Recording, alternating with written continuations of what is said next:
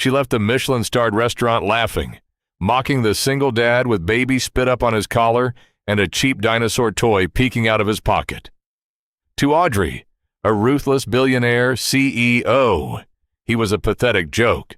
She tossed a $100 bill at him and walked out, thinking she'd never see this loser again. But 3 days later, at an elite high society gala, her decorated military father locked eyes with the same single dad, froze, and snapped a trembling, tear-filled salute. Audrey Kensington did not do well with failure, and she absolutely abhorred wasting time.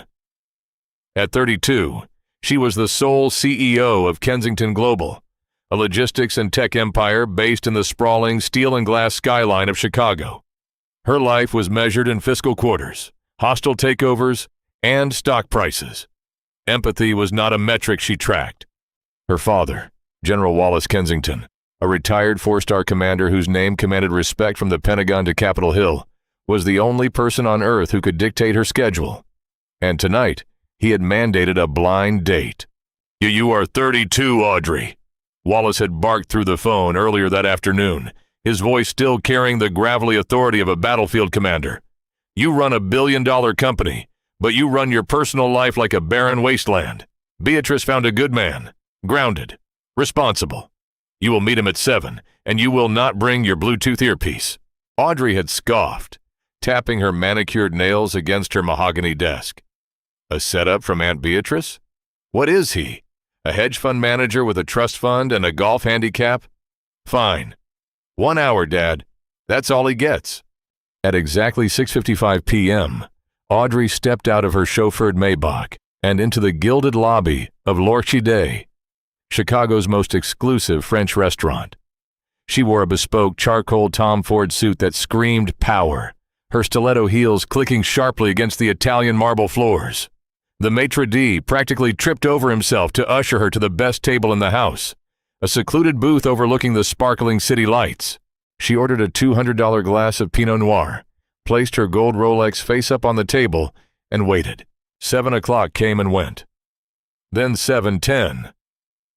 By 7:15, Audrey's jaw was locked in a tight, furious line. She was mentally calculating the thousands of dollars she was losing by sitting here. She reached for her phone to call her driver when a sudden commotion at the front entrance caught her eye. A man was arguing quietly with the maitre d'. He was tall, broad-shouldered, and entirely out of place. Audrey narrowed her icy blue eyes.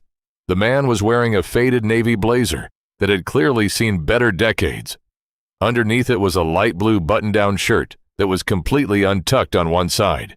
But what caught Audrey's attention was the massive, crusty white stain smeared across his left shoulder. He looked like he had been dragged behind a minivan through a suburban driveway. His dark hair was disheveled, falling over his forehead in a chaotic mess, and his hands, large and heavily calloused, were frantically searching his pockets. To her absolute horror, the maitre d' pointed a white-gloved finger directly at her table. The man sighed, wiped his forehead with the back of his hand, and began walking toward her. Audrey felt a visceral wave of disgust. This was the man Beatrice had set her up with? "Audrey?" he asked, his voice unexpectedly deep, carrying a quiet, raspy exhaustion. He stopped at the edge of the table, offering a tentative, apologetic smile. "I'm Calvin. Calvin Miller. I am so incredibly sorry I'm late." Audrey didn't stand. She didn't offer her hand. She simply stared at the crusty stain on his shoulder, then let her gaze travel slowly down to his scuffed leather boots, and finally back up to his tired brown eyes. "You're bleeding," she stated coldly. Calvin blinked, looking down at his hands. A fresh scrape across his knuckles was indeed welling with a small drop of blood. "Oh, right. Slipped on a plastic triceratops on my way out the door, which, incidentally, is also in my pocket." He reached into his blazer and awkwardly pulled out a bright green plastic dinosaur, setting it on the pristine white tablecloth next to Audrey's crystal wine glass. Audrey stared at the toy as if it were a live grenade. "Sit down, Calvin," she commanded, her voice dropping 20 degrees. "Before the staff assumes you've wandered in off the street to ask for spare change." Calvin's smile faltered for a fraction of a second, a brief shadow passing over his eyes, but he quickly recovered, sliding into the booth opposite her. He tried to brush off the stain on his shoulder, only managing to smear it further into the fabric. It's, formula, he explained, noticing her disgusted glare. My daughter, Emma. She's 4, but she's helping me foster a newborn we took in last week. The baby had a spectacular reaction to her dinner just as I was walking out the door. The sitter was overwhelmed, so I had to stay and clean it up. I'm really sorry. Audrey took a slow, deliberate sip of her wine. You are a single father. I am, Calvin said, sitting up a little straighter. And you foster infants? When I can, yes. Audrey let out a harsh, incredulous breath. Beatrice has officially lost her mind. Tell me, Calvin, what is it that you do for a living that affords you the luxury of arriving 20 minutes late to a Michelin-starred restaurant smelling like sour milk? I'm a mechanic, Calvin said simply, meeting her piercing gaze without flinching. I run a small auto repair shop down in South Loop, mostly older cars, a few restorations. Audrey stared at him. A mechanic, a single father, a man who carried cheap plastic dinosaurs into elite dining establishments. He wasn't a CEO. He wasn't a politician. He was a blue-collar worker with dirt permanently embedded in his cuticles. The utter absurdity of the situation bubbled up inside her. Her father, the great General Wallace Kensington, who demanded excellence and prestige in every facet of life, had allowed his eccentric sister to set Audrey up with a glorified grease monkey. A mechanic, Audrey repeated, a cruel, razor-sharp smile slowly spreading across her flawless face. This has to be a hidden camera show. Where are they, Calvin? Is my father watching this from a monitor in the back? Calvin frowned, his calm demeanor shifting slightly. I assure you, nobody is filming us. Your aunt came into my shop a few weeks ago because her Mercedes broke down. I fixed it. We got to talking. She said her niece worked too hard and needed to meet someone grounded. She asked if I was single. I said yes. That's the entire conspiracy. Audrey's laugh was sharp and devoid of warmth. Grounded, right. Because nothing says grounded quite like showing up to a 5-star restaurant looking like you just wrestled a toddler in a dumpster. The waiter approached, holding 2 leather-bound menus, his eyes darting nervously between Audrey's icy glare and Calvin's stained shirt. Water for him, Audrey snapped before Calvin could even open his mouth. And the check for the table. Now. The waiter nodded hastily and vanished. Calvin leaned back in his chair, folding his large hands on the table. He didn't look angry, which irritated Audrey even more. He just looked deeply, profoundly tired. You don't have to do that, Calvin said quietly. I'm happy to pay for my own water. And if you'd like, I can leave. I know I don't fit the dress code here, Audrey. It was a chaotic evening, and I didn't want to stand you up. I thought showing up late was better than not showing up at all. Clearly, I misjudged. You misjudged everything, Audrey sneered, leaning forward, the ambient lighting catching the ruthless edge in her eyes. Let's get something straight, Calvin. My time is worth roughly $4,000 an hour. By sitting here for 20 minutes waiting for you to wipe baby vomit off your clearance rack blazer, you have essentially robbed me of over $1,000. I don't do chaotic evenings. I don't do excuses, and I certainly don't do charity cases. Calvin's jaw tightened. The easygoing, apologetic father vanished, replaced by a momentary flash of something hard and unyielding in his dark eyes. It was a look that didn't match a simple auto mechanic. A look that made Audrey's breath catch for a microscopic second before she brushed it off. I'm not a charity case, Calvin said, his voice dropping to a low, steady timbre. I work 60 hours a week to provide for my daughter and the kids I take in. I own my shop. I pay my taxes. I don't measure my worth by how much I make an hour, Audrey. I measure it by who I show up for. How poetic, Audrey mocked, rolling her eyes. Save it for a greeting card. Do you have any idea who I am?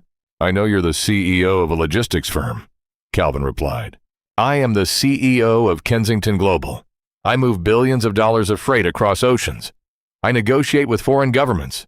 I employ 40,000 people. I am at the absolute apex of my industry. She gestured vaguely at him with her wine glass. And you fix carburetors and play with plastic triceratops. What could we possibly have in common? Nothing, apparently, Calvin said, shaking his head. He picked up the green plastic dinosaur and slipped it back into his pocket. Your aunt told me you were fiercely intelligent and incredibly driven.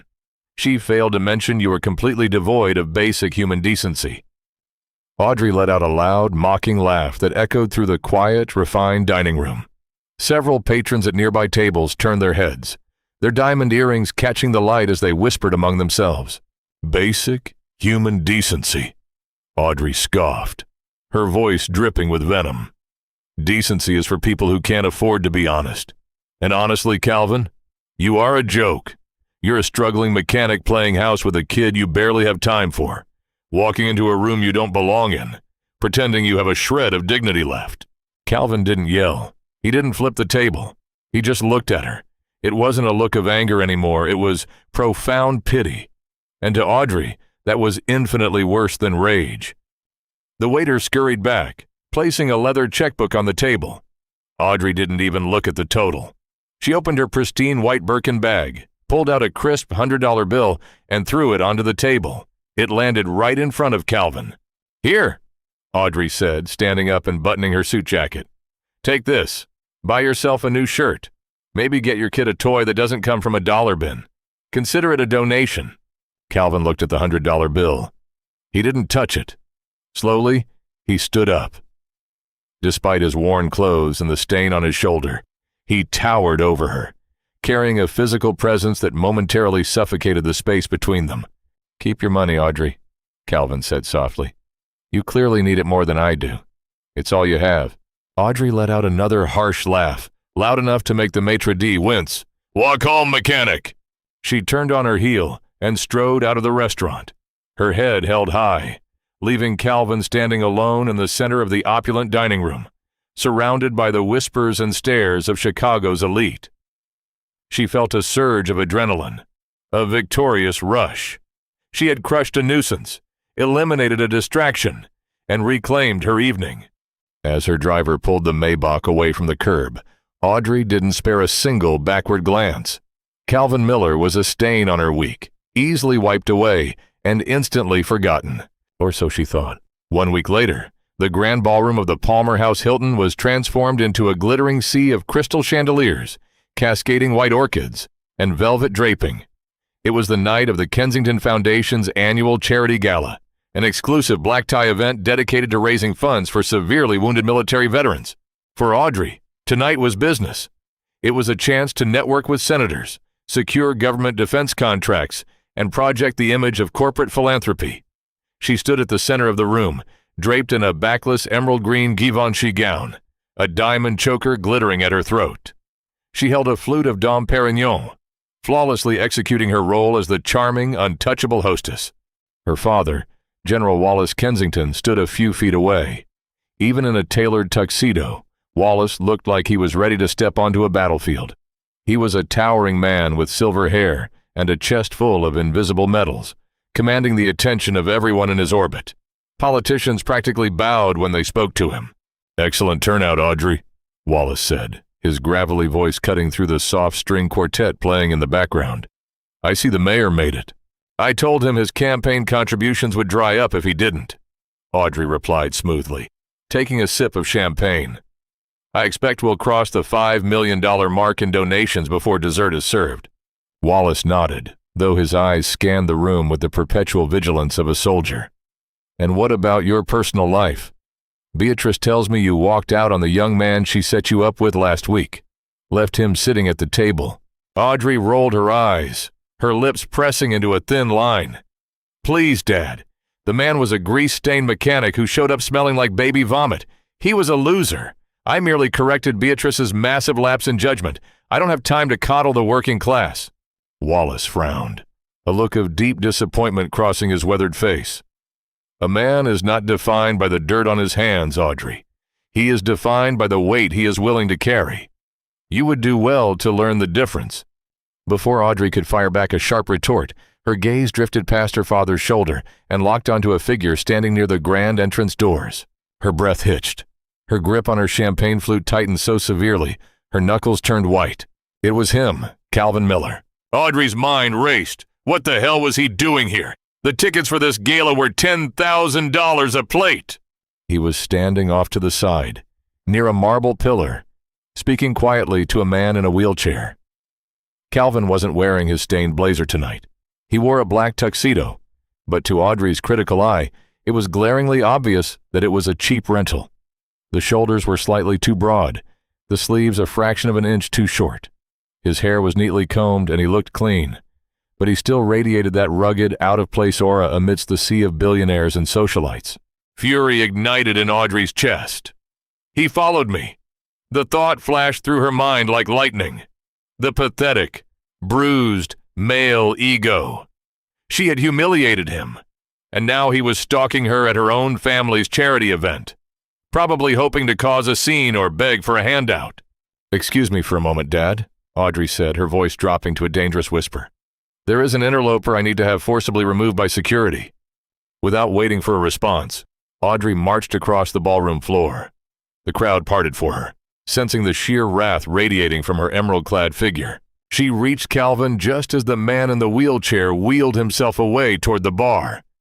Calvin turned, and his dark eyes widened slightly in surprise as he saw Audrey bearing down on him like a missile. "Are you insane?" Audrey hissed, her voice vibrating with venom, though she kept it low enough to avoid a public scene. "How did you get in here? Did you sneak through the kitchen?" Calvin let out a slow, exhausted sigh. He didn't look intimidated. He just looked annoyed. "Audrey, hello. I didn't know this was your event. I should have guessed, given the name on the banner, but—" "Cut the innocent act," Audrey snapped, stepping closer, jabbing a perfectly manicured finger into the cheap fabric of his rented tuxedo chest. "You're obsessed. You felt humiliated because I put you in your place last week, so you tracked me down. Listen to me very carefully, mechanic. You are breathing air you cannot afford. I will give you exactly 30 seconds to walk out those doors before I have my security team drag you out by your cheap collar." Calvin looked down at her finger on his chest, then back up to her furious eyes. "I was invited, Audrey. I'm here to support a friend." "Invited by who? The janitorial staff?" Audrey sneered, her voice rising slightly. "You don't belong here, Calvin. Look at yourself. You're wearing a rented suit. You're a grease monkey playing dress-up in a room full of titans. Leave, now!" "Is there a problem here, Audrey?" The deep, booming voice of General Wallace Kensington echoed behind her. Audrey turned, a triumphant smirk on her face. "No problem, Dad," Audrey said, stepping aside so her father could see Calvin. "Just a pathetic stalker who slipped past the door staff. I was just having him removed." General Wallace stepped forward, his cold, authoritative gaze sweeping over Calvin's rented tuxedo. Audrey waited for the inevitable explosion. She waited for her father to summon the guards and toss Calvin into the street. But the explosion never came. Instead, General Wallace Kensington froze. The champagne glass in the general's hand suddenly trembled, the crystal clinking softly against his gold ring. Audrey frowned. "Dad, tell security to—" "Quiet," Wallace choked out, his voice suddenly thick, entirely stripped of its usual commanding boom. Audrey stared in shock as all the color drained from her father's face. The great four-star general, a man who had stared down enemy combatants and ruthless politicians without blinking, was staring at Calvin Miller with wide, tear-filled eyes. The ballroom around them seemed to fall entirely silent. The string quartet faded into white noise. Slowly, Calvin Miller shifted his posture. The slouch of the tired mechanic vanished.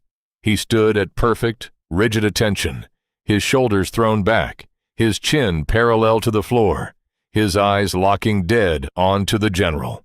And then, right in the middle of the glittering ballroom, under the light of $1 million chandelier, General Wallace Kensington brought his feet together with a sharp click. He raised his right hand, his fingers rigidly straight, and snapped a flawless, trembling salute to the mechanic in the cheap rented suit. "Captain Miller," General Wallace whispered, his voice cracking, a single tear escaping his weathered eye and tracking down his cheek. "My God, it's an honor to finally stand in your presence." Audrey's heart stopped. The world tilted on its axis. She looked at her father, whose arm was locked in the highest form of military respect. And then she looked at Calvin. Calvin Miller, the man she had mocked, the man she had thrown money at, the man she had called a joke. Calvin returned the salute with crisp, lethal precision. "General Kensington, sir," Calvin replied, his voice no longer the tired rasp of a mechanic, but carrying the quiet, devastating steel of a warrior. It's good to see you, sir. Audrey stood paralyzed, her mouth slightly open, the emerald gown suddenly feeling like a lead weight around her chest. The mockery she had spewed just seconds ago echoed in her mind, sickening and deafening. What had she done? The silence in the grand ballroom was deafening. To Audrey, the glittering chandeliers seemed to dim, and the oxygen was suddenly sucked from the room. She stared at her father, General Wallace Kensington, a man made of iron and strict discipline, whose hand still trembled at his brow in a crisp salute. Slowly, Wallace lowered his hand. He stepped forward, closing the distance between himself and Calvin, and did something Audrey had never seen him do in her entire life. He pulled the younger man into a fierce, desperate embrace. "You vanished, son," Wallace said roughly, his voice choked with unfiltered emotion. He clapped Calvin on the back, the sound echoing through the quiet space. "After Walter Reed, after the medevac, you dropped off the grid. The Pentagon couldn't find you. I couldn't find you." "I didn't want to be found, General," Calvin replied softly, stepping back but maintaining a posture of deep respect. "I had a daughter to raise, and a promise to keep." Audrey's mind was spinning, violently trying to reconcile the grease-stained mechanic she had humiliated with the man standing before her, commanding the absolute reverence of a four-star general. "Dad," Audrey whispered, her voice barely audible. "Dad, what is going on? Who is this?" Wallace turned to his daughter, his eyes red-rimmed but blazing with a sudden, fierce intensity. He looked from Audrey to Calvin, realizing the hostility that had been radiating between them moments prior. "Who is this?" Wallace repeated, his voice rising, carrying the unmistakable boom of a commander addressing his troops. He turned back to the crowd of politicians and billionaires who were watching the exchange with bated breath. "This," Wallace declared, gesturing to Calvin, "is Captain Calvin Miller of the 75th Ranger Regiment. 3 years ago, during a catastrophic ambush in the Helmand Province, Captain Miller's unit was pinned down by overwhelming enemy fire. When the evacuation choppers couldn't land, Captain Miller held the line alone. He took 2 rounds to the chest and 1 to the shoulder. He dragged 4 of his men over 2 miles of hostile terrain to an extraction point. One of those men was First Lieutenant Ryan Brooks." Wallace's voice broke, tears freely spilling down his weathered cheeks. "Ryan Brooks, my godson. The boy I raised like my own after his father died. Calvin saved his life. He saved all their lives. He was awarded the Distinguished Service Cross, but he refused to attend the ceremony. He left the military the moment he was discharged from the hospital." Audrey felt the blood drain from her face. Her stomach plummeted, hitting the floor with sickening force. "He took 2 rounds to the chest. He dragged 4 men over 2 miles. Her mind flashed back to the restaurant, to the faded navy blazer, to her cruel, cutting words. "You are a joke. You're a struggling mechanic playing house, pretending you have a shred of dignity left." "Calvin," Wallace said, his voice softening as he looked back at the younger man. "You're in a rented tuxedo, at a charity gala for wounded veterans. Tell me why you're here." Calvin's gaze flickered to Audrey for a fraction of a second, a look completely devoid of anger, holding only that same, quiet pity. Then he looked at the general. "One of the men I pulled out of that valley was Sergeant Tyler Hayes," Calvin said, his voice steady but heavy with an unspoken grief. "Tyler made it home, sir, but he passed away 2 weeks ago. Surgical complications from the shrapnel he took that day." Wallace closed his eyes, a look of profound sorrow crossing his face. "I am so deeply sorry, Captain. Tyler left behind a wife, Sarah, who is currently in a psychiatric facility dealing with severe grief," Calvin continued, his hands folding neatly in front of him. "And he left behind a 3-week-old baby boy. I'm fostering the boy until Sarah is well enough to take him back. I came here tonight because Tyler's name is on the memorial wall in the lobby. I wanted to see it. I didn't come to intrude, General." Audrey couldn't breathe, the crusty white stain on Calvin's shirt at the restaurant. "It's formula. My daughter Emma is helping me foster a newborn we took in last week." She had mocked him for smelling like sour milk. She had berated him for being 20 minutes late because he was desperately trying to clean up after the orphan child of his fallen brother in arms. She had thrown a $100 bill at a man who had sacrificed his body, his career, and his anonymity to keep a broken family together. "You didn't intrude, son," Wallace said firmly, placing a hand on Calvin's shoulder. "You belong at the head table. Come with me. The mayor needs to meet you." "With all due respect, sir." Calvin gently stepped back. "I'm going to head home. The sitter is waiting, and the baby wakes up every 2 hours. I just came to pay my respects." Calvin gave Wallace one final crisp nod. Then he turned his gaze to Audrey. He didn't gloat. He didn't demand an apology. He didn't even look vindicated. "Have a good evening, Miss Kensington," Calvin said quietly. He turned and walked toward the grand exit, his rented tuxedo blending into the shadows, leaving Audrey standing in the center of the ballroom, surrounded by billions of dollars of wealth, feeling entirely, utterly worthless. "Audrey." General Wallace Kensington's voice was no longer filled with sorrow. It was laced with a dangerous, icy fury. Audrey jumped, snapping out of her paralyzed state. The ballroom had slowly resumed its low hum of conversation, though many eyes were still darting toward her and her father. Wallace grabbed her elbow, his grip like a steel vise, and steered her out of the main hall, down a quiet, carpeted corridor, and into a private antechamber. He slammed the heavy oak door shut behind them. "Explain," Wallace demanded, his blue eyes piercing right through her. "How do you know Captain Miller? And why, when I approached, did you tell me you were having a stalker thrown out by security?" Audrey wrapped her arms around herself, suddenly freezing despite the heavy silk of her Givenchy gown. She had faced down ruthless corporate raiders and aggressive union bosses without blinking, but under her father's glare, she was a terrified child. "Dad, I didn't know," Audrey stammered, her voice shaking. "Didn't know what?" Wallace barked. He was the blind date," Audrey choked out, the admission tasting like ash in her mouth. "Aunt Beatrice set us up. We met last week at l'Orchidée." Wallace's face went completely blank. The realization washed over him in slow, horrific waves. He took a step back, looking at his daughter as if he were seeing a stranger. "Beatrice set you up with Calvin Miller," Wallace repeated, his voice dropping to a terrifyingly quiet register. "And you walked out on him? You left him sitting at the table?" Tears sprang to Audrey's eyes, hot and humiliating. "He was late, Dad. He showed up wearing a stained jacket. He looked like a mess, and he told me he was an auto mechanic. I didn't know he was a war hero. I didn't know about the baby, or the ambush, or Ryan." "And that makes it acceptable?" Wallace roared, the sheer force of his voice rattling the framed artwork on the walls. Audrey flinched, shrinking back against the velvet wallpaper.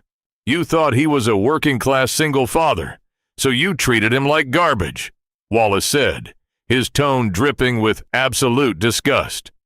"You evaluated his worth based on the fabric of his coat and the title on his business card. You measure people like they are lines on a spreadsheet, Audrey. You think your wealth makes you superior." "That's not true," Audrey cried, though the hollow ring of her own voice betrayed her. "Isn't it?" Wallace countered, stepping closer. "Calvin Miller is 10 times the man you will ever be. He runs a failing mechanic shop in the South Loop because he funnels every spare dime he makes into an account to support the widows of the men he couldn't save. He lives in a cramped apartment above a garage, raising a little girl alone. And now he is up at all hours of the night, feeding a newborn baby that isn't his. He does this without asking for a single ounce of recognition." Wallace shook his head, a look of profound disappointment settling into his features. It was a look that shattered Audrey's heart completely. "I taught you how to succeed in business, Audrey," Wallace said quietly, his anger giving way to a weary sadness. "But clearly, I failed to teach you how to be a human being." Without another word, General Kensington turned and walked out of the room, leaving his daughter entirely alone. Audrey collapsed into a high-backed leather chair, burying her face in her hands. A sob tore from her throat, raw and agonizing. The defenses she had spent a decade building, the arrogance, the ruthless pragmatism, the cold efficiency, crumbled into dust. She spent the entire night wide awake in her penthouse apartment, staring at the ceiling. When the sun began to rise over Lake Michigan, painting the sky in bruised shades of purple and orange, Audrey made a decision. She walked into her home office, opened her secure laptop, and bypassed her corporate emails. She used her high-level clearance contacts to pull the unclassified after-action military reports on the Helmand Province ambush. She sat in silence for 2 hours, reading the clinical, sanitized military language that described a descent into hell. She read about the RPG fire that decimated the convoy. She read about Captain Miller refusing medical evacuation, tying a makeshift tourniquet around his own bleeding chest, and dragging his men through mud and gunfire. When she finished reading, Audrey closed the laptop. She picked up her phone and dialed her executive assistant. "Cancel the merger meetings today," Audrey said, her voice raspy but resolute. "Ms. Kensington?" her assistant gasped. "But the board, the acquisition—" "Cancel everything," Audrey ordered. "I'm going out." Miller's Auto Repair was located at the dead end of an industrial street in the South Loop. It was a sprawling cinder-block building with peeling gray paint and 3 massive garage bays. The air smelled heavily of exhaust, old coffee, and oxidized metal. Audrey parked her sleek black Maybach down the street, feeling painfully conspicuous. She had stripped away her armor. She wasn't wearing Tom Ford or Givenchy. She wore a simple white blouse, dark jeans, and flat boots. Her hair was pulled back into a simple ponytail. She felt exposed, vulnerable, and terrified. She walked slowly toward the open garage bays. The roar of an air compressor drowned out her footsteps. Inside the dimly lit garage, surrounded by tool chests and dismantled engines, she saw him. Calvin was bent over the open hood of a rusted 1968 Mustang. He was wearing a faded gray t-shirt stained with oil, his muscular arms covered in a light sheen of sweat and grease. A smudge of black grease crossed his cheek. He looked exhausted, yet perfectly in his element. In the corner of the garage, inside a small, glass-walled office, Audrey saw a little girl with curly brown hair, Emma, coloring at a small desk. Next to her was a portable bassinet, gently rocking. Audrey swallowed the hard lump in her throat and stepped into the garage. "Calvin?" she called out, her voice barely carrying over the noise of the shop. Calvin paused. He wiped his hands on a greasy red rag, ducked out from under the hood, and turned around. When he saw her standing there, he didn't look surprised, nor did he look angry. He just looked incredibly weary. "Audrey," he said flatly, tossing the rag onto a workbench. "If you're looking to get your Maybach detailed, you took a wrong turn. We only do under-the-hood repairs here." "I'm not here for a car," Audrey said, taking a hesitant step forward. Her eyes darted to the glass office, watching the little girl peek through the window before going back to her crayons. "I came to apologize." Calvin crossed his arms over his broad chest. The fabric of his shirt pulled tight across his left shoulder. And for the first time, Audrey noticed the thick, jagged edges of a burn scar peeking out from beneath his collar. The remnants of the ambush. "You don't owe me an apology, Audrey," Calvin said, his voice calm. "We had a bad blind date. You didn't like me. You left. It's fine. You don't need to slum it down here in the South Loop to clear your conscience." "It's not fine," Audrey insisted, stepping closer, desperately wanting him to see the sincerity in her eyes. "What I said to you, how I treated you at that restaurant, it was vile. It was cruel. I judged you entirely on what I saw on the surface, and I was so wrong." Calvin sighed, looking up at the corrugated metal ceiling before bringing his heavy gaze back to her. "Look, you found out I was a soldier, and now you feel guilty. I get it. Your dad is General Kensington. The military is sacred to him, and by extension, to you. But I'm not a captain anymore, Audrey. I'm just a guy trying to fix this Mustang before 5 o'clock so I can pay my property taxes." Audrey reached into her purse. Her hand trembled as she pulled out a pristine white envelope. "My dad told me what you do," Audrey said, her voice shaking slightly. "He told me that you funnel your shop's profits to the widows of your men. I have resources, Calvin. Kensington Global has a massive philanthropic arm. I want to help. I want to ease the burden." She held out the envelope. Inside was a cashier's check for $1 million. To Audrey, it was a fraction of her net worth, but it was enough to keep this shop running for a decade. It was the only way she knew how to fix things. She was a CEO. She fixed problems with capital. Calvin looked at the white envelope suspended in the air between them. He didn't reach for it. Slowly, his jaw tightened. The calm, weary mechanic vanished, and for a terrifying second, the hardened ranger captain returned to his eyes. "Put it away, Audrey," Calvin warned, his voice dropping an octave, taking on a dangerous edge. "Please," Audrey pleaded, taking another step forward. "Just take it. It will help Sarah. It will help the baby. It will help Emma. You don't have to struggle." "I said put it away."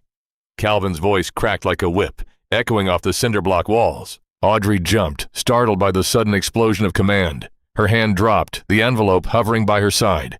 Calvin took a deep, steadying breath, running a greasy hand through his dark hair. He stepped forward, closing the distance until he was standing just inches from her. The smell of motor oil and metallic sweat enveloped her. "You really don't get it, do you?" Calvin said, his voice low and intense. "You think you can just write a check and wipe the slate clean? You think you can buy redemption?" "I'm just trying to help," Audrey argued, tears finally spilling over her lashes. "I know I was awful to you. I'm trying to make it right." "You can't make it right with a piece of paper," Calvin said, his eyes locking onto hers, refusing to let her look away. "You threw money at me at the restaurant to make me go away. Now you're throwing money at me here to make your guilt go away. It's the exact same transaction, Audrey. You're just adding a few more zeros." Audrey froze. The truth of his words hit her like a physical blow to the chest. He was absolutely right. She was still treating him like a problem to be solved, a ledger to be balanced. "My men didn't die for a payout," Calvin continued softly, the anger bleeding out of his voice, leaving only a raw, open wound. "Sarah isn't locked in a psychiatric ward because she needs a check. She's there because her husband's heart stopped beating, and $1 million won't make it start again. I don't run this shop to get rich. I run it because fixing broken things keeps me grounded. It keeps me from losing my mind when I close my eyes at night and hear the gunfire." Calvin pointed a calloused, grease-stained finger at the glass office where Emma was gently rocking the baby's bassinet.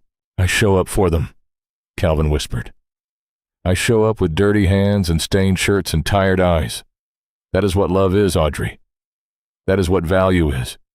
It's not money. It's the willingness to stand in the mud with the people who need you."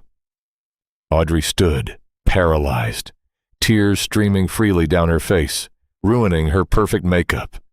The cashier's check slipped from her trembling fingers, fluttering to the dirty, oil-stained concrete floor between them. She looked at the check on the ground, then back up at Calvin's tired, beautiful face.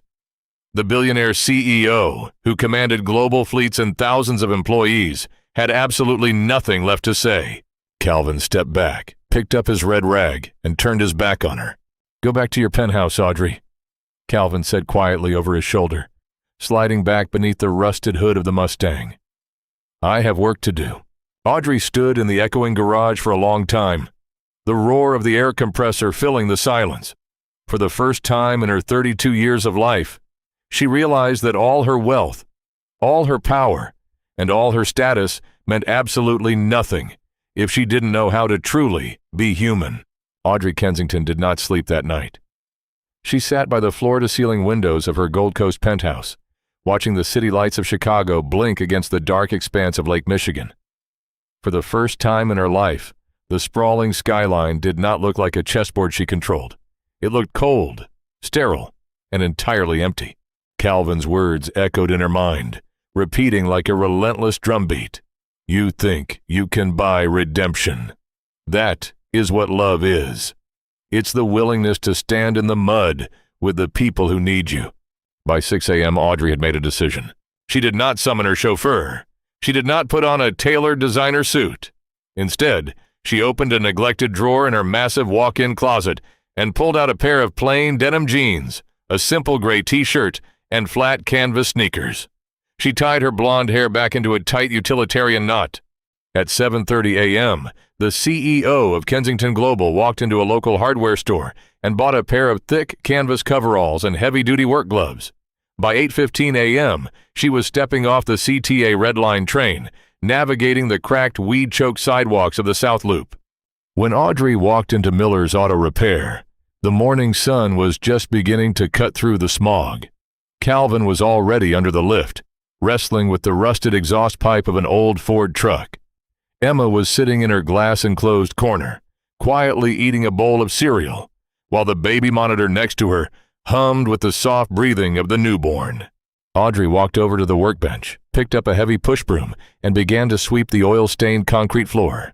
The rhythmic scratch, scratch, scratch of the bristles over the concrete caught Calvin's attention. He rolled out from under the truck on his creeper, a heavy wrench in his hand, and froze. "What are you doing?" Calvin asked, wiping a smudge of motor oil from his forehead, his dark eyes narrowing in confusion. "Sweeping," Audrey said simply, not stopping her motions. "The perimeter of the shop is littered with metal shavings and old zip ties. It's a safety hazard for Emma." Calvin sat up, crossing his arms. "Audrey, I told you to go home. You can't just show up here and pretend to be a janitor. It's patronizing." Audrey stopped sweeping. She leaned against the wooden handle of the broom, meeting his guarded gaze with absolute, unflinching sincerity. "You told me I'd try to buy my way out of guilt," Audrey said, her voice steady. "You told me I don't know how to stand in the mud. You were right, Calvin. I don't. I have spent my entire life avoiding the mud. I pay people to keep my shoes clean. But I want to learn. I am not offering you a check. I am offering you my time. I'm free labor." Calvin stared at her, searching her face for any trace of mockery or corporate calculation. He found none. "I don't have time to babysit a billionaire who doesn't know the difference between a Phillips head and a flathead," Calvin muttered, though the harsh edge in his voice had softened slightly. "I am the CEO of a global logistics firm," Audrey countered smoothly, a faint, genuine smile touching her lips. "I oversee the maintenance schedules of a fleet of 3,000 freight trucks. I may not know how to rebuild a carburetor, but I know how to organize an inventory system. Look at your tool chests, Calvin. They're a disaster. You lose 20 minutes a day just looking for the right socket." Calvin glanced at his chaotic workbench, a faint flush of embarrassment coloring his neck. "Fine," Calvin sighed, rubbing the back of his neck. "But if you complain about a broken nail, you're out." "Deal," Audrey said. For the next 2 weeks, Audrey Kensington lived a double life. From 8 a.m. to 1 p.m., she was in the boardroom, aggressively negotiating maritime shipping rates and tearing through financial audits. But at exactly 1:15 p.m., she would strip off her silk blouses, pull on her canvas coveralls, and take the train to the South Loop. She organized his entire parts inventory, color-coding the bins and digitizing his ordering system so he saved 20% on wholesale parts. She learned how to bleed brakes. She learned how to change oil without spilling it down her arm. But more importantly, she learned how to sit on the floor of the glass office and read The Very Hungry Caterpillar to Emma. She learned the exact angle to hold the bottle so little Leo wouldn't get the hiccups. She learned the terrifying, exhausting reality of Calvin's life, and she began to fall in love, not with a hero on a pedestal, but with a man who was desperately, beautifully human. But reality, especially in the corporate world, rarely leaves people in peace. On a rainy Tuesday afternoon, Audrey was sitting at the shop's battered front desk, sorting through Calvin's mail. She opened an unmarked, thick manila envelope, expecting to find an invoice for an air compressor. Instead, her blood ran cold. It was a legal notice of eminent domain and aggressive property acquisition. The document stated that the entire industrial block was slated for immediate demolition to make way for a state-of-the-art autonomous shipping facility. Audrey flipped to the last page, her heart hammering against her ribs. The purchasing entity was Apex Logistics, a wholly owned subsidiary of Kensington Global. Her own company was trying to bulldoze Calvin's shop. Audrey stared at the acquisition notice, the heavy legal jargon blurring before her eyes. The signature at the bottom belonged to Jackson Pierce, her ruthlessly ambitious chief operating officer.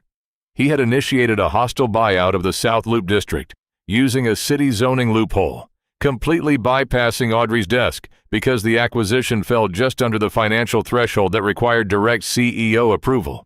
I am the monster threatening his sanctuary. She picked up her phone, her fingers trembling with fury, and dialed Pierce's direct line. "Audrey," Pierce answered smoothly. "To what do I owe the pleasure? You've been suspiciously absent from the executive floor the past few afternoons." "Jackson, what the hell is the Apex South Loop Initiative?" Audrey demanded, her voice a low, venomous hiss. "You are authorized to optimize routing, not to bulldoze local businesses and evict private citizens. "It's a strategic acquisition, Audrey," Pierce replied, his tone laced with patronizing calm. "The South Loop block is decaying. We bought off the city council, and we're offering the tenants a fraction above market value. If they don't take it, we bury them in litigation until they default. It's standard procedure. Your father built this company on aggressive expansion. Don't go soft on me now." "Cancel it," Audrey ordered. "Withdraw the notices immediately." "I can't do that," Pierce said coldly. "The board has already seen the projections. If you try to kill this deal, I will call for a vote of no confidence. You'll be ousted by Friday. You're a CEO, Audrey, not a social worker. Act like it." The line went dead. Audrey sat frozen, the phone still pressed to her ear. She was trapped. If she killed the deal, Pierce would rally the board, fire her, and bulldoze the shop anyway. Before she could process her next move, a horrific, choking sound echoed from the glass office. Audrey's head snapped up. Calvin dropped his wrench, the heavy metal clattering against the concrete, and sprinted toward the office. Audrey was right behind him. Inside the bassinet, baby Leo was gasping for air. His tiny face was flushed a terrifying shade of purple, and his chest was retracting violently with every agonizing attempt to breathe. "He's burning up!" Calvin panicked, his large hands trembling as he gently scooped the infant into his arms. "He was fine 20 minutes ago. Oh God, he's barely breathing." "RSV," Audrey said, her mind flashing to the article she had read about infant respiratory distress. "We need to go. Now." Calvin looked at his old, battered Ford truck parked outside. "My truck's transmission is completely stripped. It won't make it past 2 blocks. "We're taking my car," Audrey ordered, her corporate command voice returning instantly, cutting through the chaos. She grabbed Emma's hand and hoisted her onto her hip. "Calvin, get in the SUV. I'm driving." Audrey threw them into her practical armored Volvo SUV, a recent purchase to replace the ostentatious Maybach, and slammed her foot on the accelerator. She navigated the slick, rain-soaked streets of Chicago with terrifying precision, running 2 red lights and swerving past traffic until they skidded into the emergency bay of Lurie Children's Hospital. The next 3 hours were a blur of sterile white lights, shouting nurses, and the terrifying hum of medical machinery. Leo was rushed into the Pediatric Intensive Care Unit, PICU, leaving Calvin, Audrey, and little Emma stranded in the cold, unforgiving waiting room. Calvin sat in a hard plastic chair, his elbows resting on his knees, his face buried in his grease-stained hands. He was shaking. The man who had faced down enemy fire in a foreign desert was completely broken by the fragile lungs of a newborn. Audrey sat next to him. She didn't offer empty platitudes. She didn't tell him everything would be all right, because she knew she couldn't guarantee it. Instead, she pulled a terrified, crying Emma onto her lap, wrapping her arms around the little girl and softly humming a lullaby to calm her down. Then, Audrey reached out her free hand and placed it firmly on Calvin's back, right over the jagged scar on his shoulder. She just held him, anchoring him to the present, sharing the crushing weight of his terror. Hours later, the double doors of the PICU swung open. Dr. Robert Weitzman, a senior pediatric pulmonologist, walked out, pulling off his surgical mask. Calvin shot up from his chair, his eyes wide and desperate. "He's stabilized," Dr. Weitzman said, offering a weary but reassuring smile. It was a severe respiratory syncytial virus infection, compounded by a slight pneumonia. "We had to intubate to open his airways, but his vitals are strong. He's a fighter, Mr. Miller. He's going to pull through." Calvin's knees buckled. He let out a ragged, tearing sob of relief, catching himself on the edge of a hospital chair. Audrey stood up, holding Emma, and for the first time, Calvin turned and pulled Audrey into a desperate, crushing embrace. He buried his face in her neck, his tears soaking into the collar of her canvas coveralls. "Thank you," Calvin whispered against her skin, his voice entirely broken.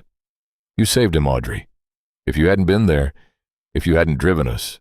Audrey closed her eyes, resting her cheek against his temple, her heart swelling with an emotion so profound it physically ached.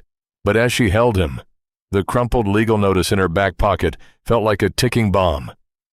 She had saved his family today, but her company was poised to destroy his livelihood tomorrow.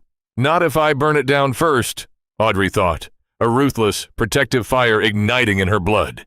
The following Monday, the boardroom of Kensington Global was an absolute war zone.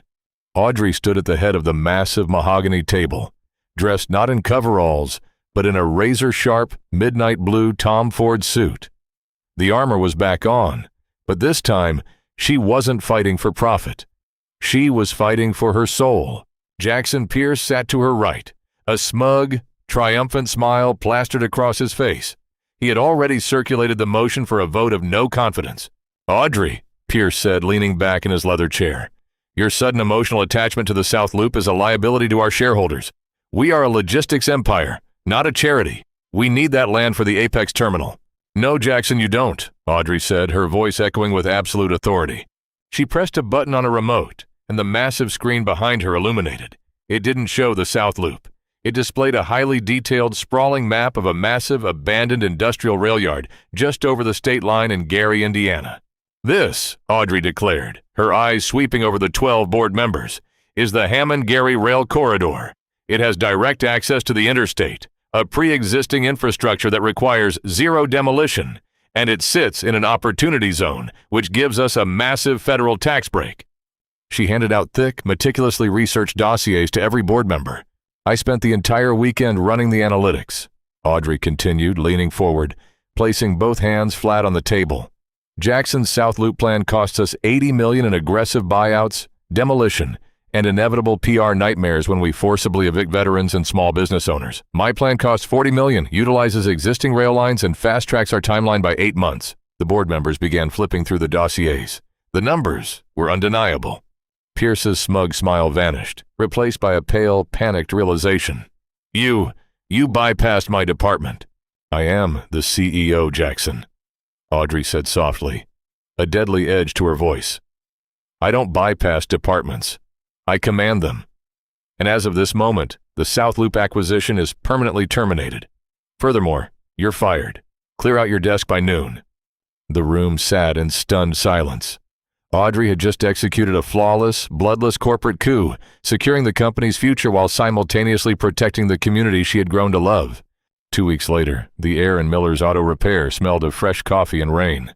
Little Leo was back in his bassinet, breathing easily, kicking his tiny legs.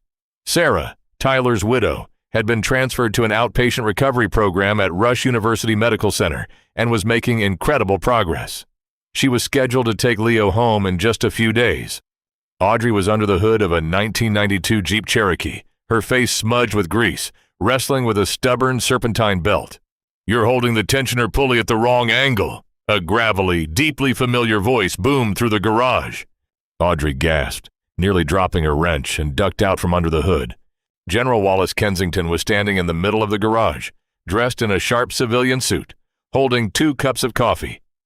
He looked at his daughter, the Billionaire CEO, covered in motor oil and sweat, and a slow, incredibly proud smile spread across his weathered face.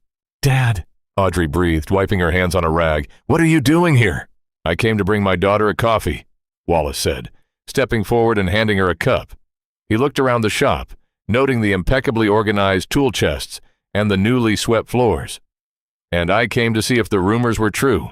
Word on the executive floor is that you gutted Jackson Pierce and redirected a $100 million logistics hub just to save a mechanic's shop." Audrey stood tall, meeting her father's gaze without an ounce of hesitation. "I protected a vital asset, Dad, and I protected the people who matter." Wallace's eyes grew bright. He stepped forward and placed a hand on Audrey's shoulder, right over the heavy canvas of her coveralls. "For years, I was proud of the empire you built, Audrey," Wallace said softly, his voice thick with emotion. "But today, I am finally proud of the woman you have become." Just then, Calvin emerged from the back office, carrying a sleeping Emma on his shoulder. He stopped dead in his tracks when he saw the general. Immediately, Calvin shifted Emma slightly, his posture straightening, preparing to offer the respect due to a commanding officer. But Wallace held up a hand. "No salutes today, Calvin. I'm just a father visiting his daughter's place of work." Wallace gave Calvin a deep, respectful nod. "Take care of her, son. She's finally learned how to fight for the right things." With a final squeeze of Audrey's shoulder, the general turned and walked out of the garage, leaving Audrey and Calvin alone in the quiet hum of the afternoon. Calvin walked over, gently laying Emma down on a small cot in the corner, pulling a blanket over her. He turned back to Audrey, looking at her as if he were seeing her for the very first time. He had received the cancellation notice from Apex Logistics a week ago. He knew exactly what she had done, the war she had waged to protect his sanctuary without ever asking for a word of thanks. He closed the distance between them, stepping directly into her space. He reached out, his calloused thumb gently wiping a smudge of black grease from her cheek. "You went to war for me," Calvin whispered, his dark eyes filled with a raw, overwhelming reverence. "I told you," Audrey said softly, leaning into his touch, her heart hammering a frantic rhythm against her ribs. "I learned how to stand in the mud." Calvin smiled, a genuine, breathtaking smile that reached all the way to his eyes, wiping away years of exhaustion and grief. He slid his hand to the back of her neck, his fingers tangling in her messy blonde hair, and pulled her in. When he kissed her, it wasn't the polished, transactional affection of the corporate world. It was a kiss built on grit, sacrifice, and the profound, unbreakable bond of two people who had fought through their own darkness to find the light in each other. Audrey wrapped her arms around his waist, surrounded by the smell of oil, steel, and rain, realizing that she had walked out of that Michelin-starred restaurant thinking she had lost $100 and 20 minutes of her time. Instead, she had found the only thing in the world she couldn't buy. Did Audrey's transformation from a ruthless CEO to a woman who understands the true value of sacrifice move you?